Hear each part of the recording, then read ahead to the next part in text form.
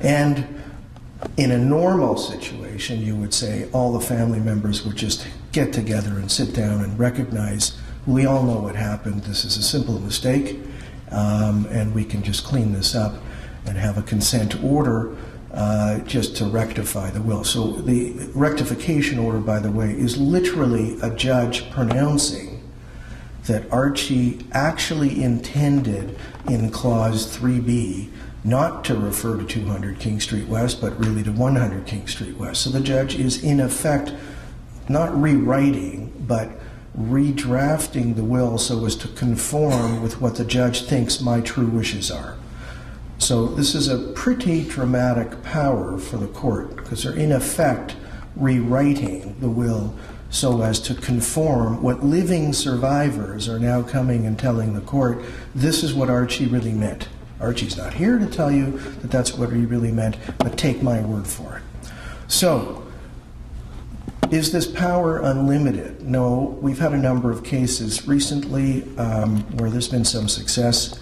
If you can get a magnifying glass and look at the paper that's in your booklet, you'll see there's a number of cases recently where the court has been cooperative, is probably the word I could think of at this point, in allowing these mistakes to be fixed and cured.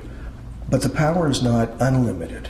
And this touches on, I mentioned earlier, we have more and more clients with assets in multiple jurisdictions, whether it's Europe, Israel, South America, the United States particularly.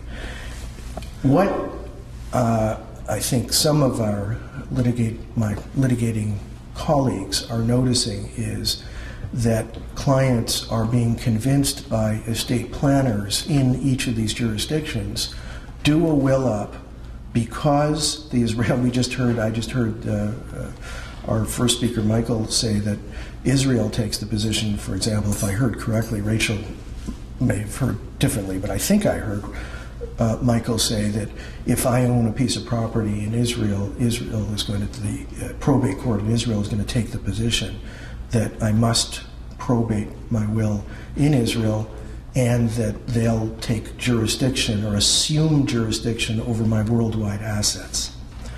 If I did hear that correctly, and if that's the case, and by the way, I've heard this in a number of instances, not just Israel, United States as well. Inevitably, if I'm going to have a will, the late great Wolf Goodman, who mentored me for many years, taught me many important lessons, but one that's relevant for this discussion, which is know what you don't know. And what I don't know is drafting wills. I fix them, I litigate over them, but I don't draft them because it can be a nightmare, particularly when you're dealing with people who have assets in different jurisdictions. And so what Wolf taught me about was, well, if we've got clients who are wealthy and sophisticated and they have assets in the United States and South America, in Israel and France, England, we can do what's called a foreign situs will, which is a will specifically limited to the assets in England, in France, in Israel. But on their face, those wills are intended only to deal with those assets, but they don't affect the Canadian assets. Unfortunately, a lot of clients who are being advised by foreign legal advisors to prepare these foreign situs wills, those wills aren't clear on their face that they're intended to only be limited to the assets situate in that country. And of course, inevitably, we've run into some recent problems, and Ian Hull and I were involved in a case. It's still pending, although there's been a ruling, unfortunate ruling in the last couple of weeks, or last week, if I can keep track of time, where the court has said, basically, they accepted the proposition that there was a mistake, that there was an intention by the deceased. In that case, a lady had property, I believe, in England and Spain, and had executed two wills, one in Ontario and one in Spain, the Spanish will. And in that case, on its face, there was absolutely nothing on the face of these two wills that would indicate that it's not an obvious case that I was talking about where, I refer to 200 King Street, but really I never owned 200, I only owned 100. You couldn't tell on the face of these wills that there was any problem. They looked perfect on their face. And the problem was that the Ontario will, which was the last will to be signed before this lady passed away, so the sequence was Spanish will and then Ontario will. There were wills prior to that, but that's not really important for this discussion. The Ontario will contained a standard clause, which is found in, I think, every professionally prepared will that I've seen. God only knows what are in the homemade wills or the will kits, but the more the better for us litigators. Every standard will that's professionally drawn, of course, contains a clause. It's a revocation clause, which says I revoke all wills of any kind that I've made anywhere or prior to this date. Well, guess what? Fight, question. Of course, there are different beneficiaries under the Spanish will than there are under the Ontario will. So the fight was, wait a minute, when the lady signed the Ontario will, did she intend to revoke the Spanish will? Or was the Spanish will only intended to deal with the Spanish assets? So you can only imagine that there were family members who, what a coincidence, if their financial position was more beneficial one way or the other, there were arguments. And in this case, this was the first that we had a string of cases where we were successfully convincing Ontario judges to rectify these mistakes. But in this particular case, unfortunately, and there's still possibilities of appeal, which the ink isn't yet dry on the judgment, it just came out. The court said, no, wait a minute, there isn't any evidence that, like the lawyer who drafted the Ontario will hasn't come to court to say he made a mistake, because the Ontario lawyer didn't even know of the existence of the Spanish will, didn't know of the existence of the Spanish assets. Lord knows if he asked. I'm sure some lawyers in this room will ask that lawyer that question when the time comes.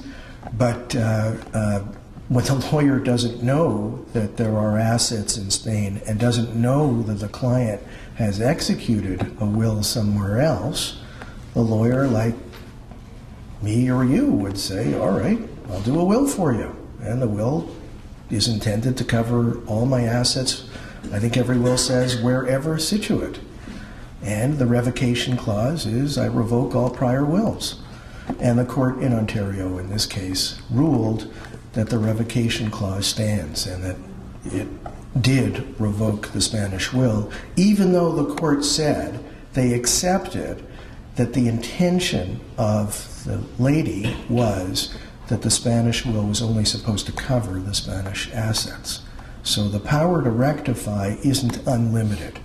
If there isn't evidence of a mistake in the drafting of the Ontario will, the court's not going to go ahead and correct this. Now, I personally am disappointed by the decision. I don't mean that because my client was the Ontario lawyer. I didn't mean it that way. What I meant was I'm disappointed because the governing principle, the whole idea of rectification is based on a will is supposed to reflect the intention of the testator.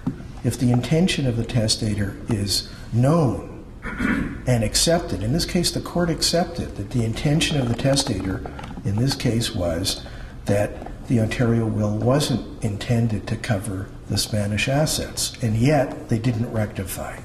So we have an area of law that's developing. We're not at a landing point yet.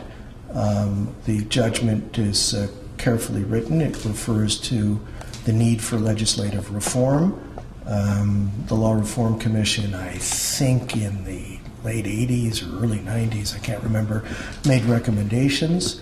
I should be at Baycrest by the time the legislature gets around to touching this, so I wouldn't worry about it.